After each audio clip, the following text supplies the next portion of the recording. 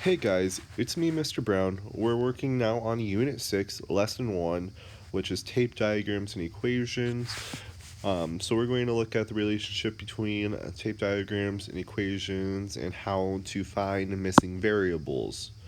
Looking at 1.1, which is which diagram is which, we have two diagrams. The first diagram is a tape diagram that has 5 groups of 2.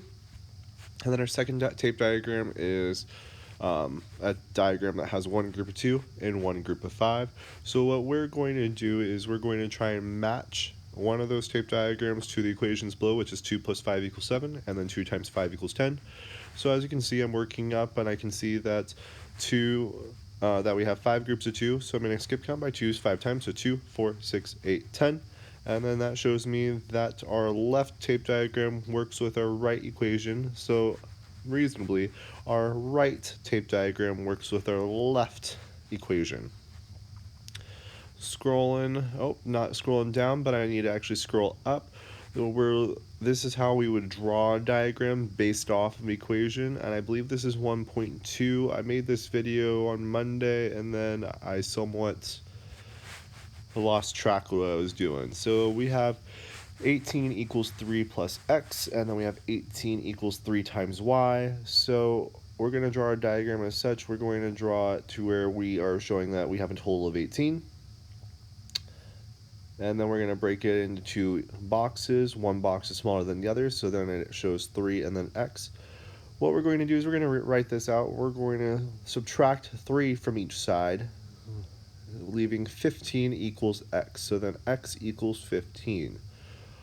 Another way that we can do this, and sorry, I'm trying a different color, and we'll do this with our multiplication problem. So we have 18 equals 3 times y. What we're going to do is we're going to divide 3 from each side, and that's me writing that line that I just drew is division. So 3 divided by 3 is 1. 18 divided by 3 is 6. So y equals 6. And that's another way that we could do it out, just in case that does not make sense to you.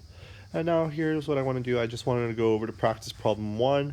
So I drew it out. So for A, you drew out the problem, which would be x plus 4 equals 17. Again, drawing that out. So the 4 will have a smaller area than the x. And then we're going to go to the total of 17. B, the part of the diagram that shows x is labeled, as well as for 4 and 17, and then I just went ahead and solved it already, so we're just going to look at this. We're going to write this differently. So 17 minus 4, which is equal to x.